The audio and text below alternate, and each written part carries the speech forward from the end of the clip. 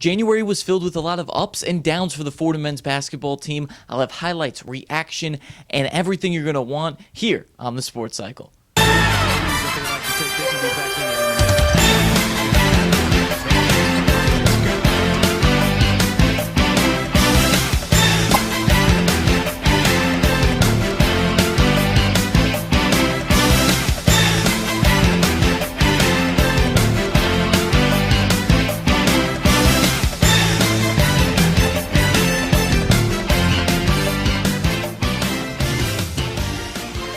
Welcome to the Sports Cycle Fordham Basketball Edition. I'm your host, Donnie Dwyer. The Rams were looking for their first A-10 win in the month of January, and it was coming against Coach Neubauer's alumni.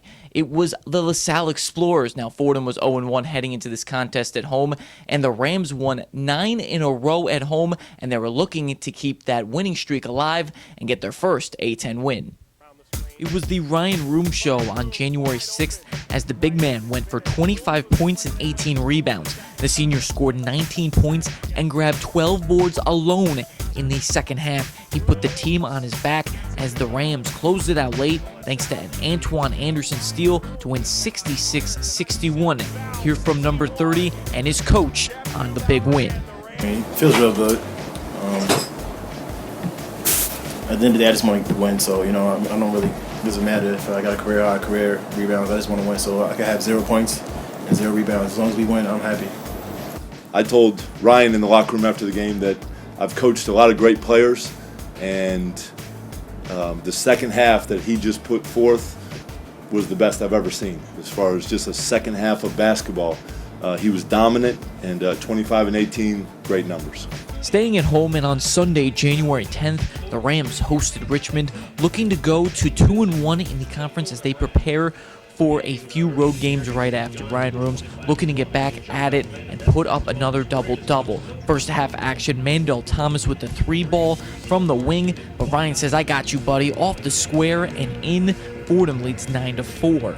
Fordham up 11 now, and the big fella just using his big rump to do some more damage. Gets the rock, and then he rolls. Rams running out to a 17-4 lead. Can't get enough of Roomsy in the beginning of January. Severe the dish, and then he puts in some overtime right here as he is good on the second attempt. Fordham led 32-17 with 7:25 in the half. Then Ryan went down with the second foul, and the Spiders took advantage. Marshall Wood decides Richmond should change their name to We Are Marshall. 17 straight points for Richmond. They led 47-39 and go on a 30-7 run to close out the half, a career high for him. Let's go to the second half. Fordham trying to make a comeback. Senior Mandel Thomas, he knows how to create his shot. A little ballet and the score. Fordham down 60-56. Then the next possession, they call on Chris in the corner. A little C-on-C action. You can do this to your email too. That's Sangfelder, and it's a 1-point game as Fordham uses a 10-0 run. Then Rooms puts it into another gear. The hop step, and then the score right here, a skip to Mylou, and Fordham led 61-60. Rooms 18 points, 8 boards on the afternoon, but Richmond always had an answer. Fordham traps in the corner, but the orange is tipped to you-know-who, Marshall Wood, and he puts a dagger into Fordham's run as the Rams lose this one 93-82, despite shooting 60% from the field. I'm sure Marshall Wood hasn't played as much this year as he would like. Start of the year. Yeah, and so you mentioned he was on the mission. He certainly played great, and he's a tall shooter. So our defense on that possession was a 4-point game with under 2 minutes, and we got everything we wanted out of that possession, except he made a 3 with 1 on the shot clock. So our effort was terrific on that possession. He's a tall shooter. He's hard to guard. Our team offensively, that's the best we've played. So we shot 60% from the field. In the second half, we only had 3 turnovers. I mean, we have not done a better job offensively in any game we've played, but certainly to win, we have to guard. Let's go to VCU in the Havoc defense, and also their crowd was big on January 13th, 2016. Let's say this one got ugly quickly for the Rams in maroon, and it was a rough day at the office. Bunnies missed all around. Nemanja Zarkovic, no. Roomsy Not good at all. Too much on that one. Then Antoine Anderson, double A. You might need triple A here. Gets right to the basket, puts too much mustard on the hot dog. Fordham down 13. VCU now just running away with it. Literally, Justin Tillman on the break flushes it home with two hands for the deuce. Home Rams up 17. Then right before the half, VCU's Jonathan Williams, the leaner all the way from the baseline, and it's good. As right in front of the student section, Fordham down 47-19 at the break. Second half, just more of the same for the Maroon Rams. Sevier would turn it over right here. They had 11 on the night. Corey Bilberry, the easy dunk on the other end. Fordham fell 88-54. But the only bright spot was freshman Jesse Bunting, 11 points and 2 rebounds in 12 minutes of play. He took advantage of the minutes as the Rams lose 2 in a row, as he would get a nice baseline take here with the right hand, and it would be a good finish for him as the dunks just continued to go down in that loss. Hammer time. Now let's go to January 24th. Fordham coming off of a win at George Mason a few days earlier at the Rose Hill Gym as Dayton visited snow-filled Bronx that evening. First half, and Fordham was ice cold. Off the miss, Bronx native Scoochie Smith, he would throw it all the way up to Kyle Davis, and the Flyers are ready to get their cruise control on as they led 15-2. But the Rams trying to cut into the deficit as it would be off the miss. Ryan Rooms, you know what, he's been one of the best offensive rebounders. He would get the board and the bucket, and Fordham just down 10 with 8 minutes to play in the first. Dayton just seems to have an answer. Flyers attack the middle of the paint. Charles Cook was scorching from the perimeter. He had 26 in this game. Fordham would be down 37-24 at the intermission. Now the Rams trying to make a run in the second half. Joseph Chartouni, the freshman, playing in his second game from his ankle sprain. Left hand and good. Fordham down 8. Now the showtime starts with the big man on campus. Ryan Rooms off the screen, throws down the hammer. Rams down 6 with 2.5 to go, but Dayton closes out the party. They only invite themselves. Scoochie to Cook, and that's your ball game right here, folks. Slammer to the jammer. Fordham falls to Dayton 64-50, moved to 2-5 in the conference, and Rooms your leading scorer in this one with 14 points and 6 boards.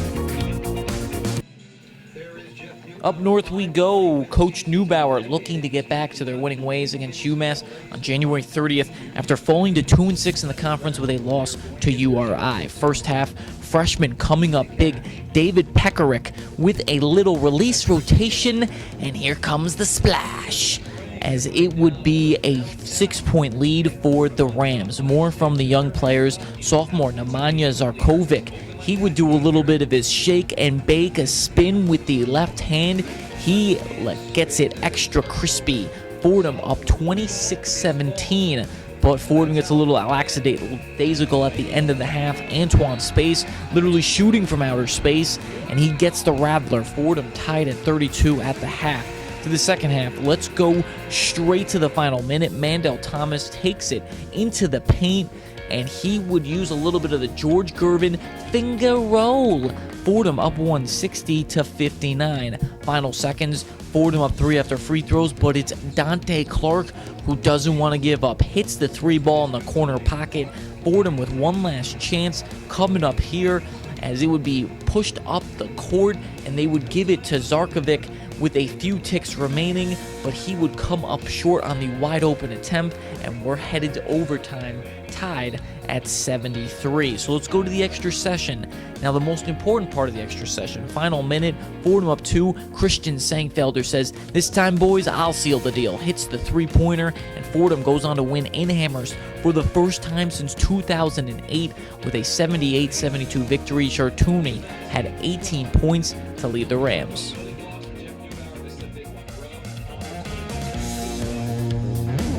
Now, after looking at the video, it's time to break down that video a little more and look at the offense and defense, and we'll take a look at some of the positives and negatives as they head into February. Speaking of the freshman phenom, the Rams live and die with Joe. In wins, Fordham averages 76 points a game and are 11-4 when he plays. When they lose, the Rams are only scoring 64 points a contest and are 1-4. In A10 play with Chartouni, Fordham is 2-2, and they're averaging 66 points a contest. He's been a difference maker for this team, and his versatility on offense and defense are unquestionably the reason why they score so many points and are able to hold other teams to so few points in order to get these W's. Now to the defensive breakdown. The Rams need to get better at guarding the perimeter. In Atlantic 10 losses, Fordham allows opponents to shoot 42% from the field. The Rams cause opponents to turn the ball over just 17 times a game, which is actually tops in the NCAA, but the gamble on the steal has led to some teams shooting the lights out of the gym. Need to work on the matchup zone and a little better. They need to get better at it in the next few weeks. Now, the guards need to start creating not only their own shot, but also creating shots for the other people. In UMass last week, John Sevier went on a stretch where he found rooms down low and Zarkovic for big-time buckets, and they were able to keep that lead. But against Dayton, they were down so much, the Rams just relied on the three-point shot. They hoisted 25 of them and only got to the free throw line 8 times. Same at VCU. Sevier and others just turned the ball over too many times and trying to do too much. If they kept it simple and they tried to get those paint touches, Fordham would win a lot more games, and they will force other teams to use more bench points. Last thing is Ryan Canty. I'm glad Coach Neubauer is utilizing the fifth-year senior more. He is their best defender at times. When he's in the lineup, your team is clearly better. Against Dayton, he was all over the place creating defensive plays, and at UMass, he was that big around the rim, which made Trey Davis and other Minutemen force outside shots. Let Ryan Canty play more, and I guarantee the results will be better for the team, and it will give rooms rest, and it will be able to make them get a better stretch during these next few games in the coming weeks. So as you can see from the month of January, when they're good, they get to the basket, they get easy free throws, and they also have great defensive attack. Now, when they're not going well, the Rams allow a lot of three-point shots, and they're coming back from behind. Now, tomorrow, they take on a St. Joe's team at home that they got shellacked last time in Philly. Let's see if last week's win gives them more momentum, and a good crowd with a great student section builds them up and gives them a great chance to win. Remember to check thesportscycle.com for all your Fordham Rams content for the rest of the season. I'm Donnie Dwyer. Have a great day.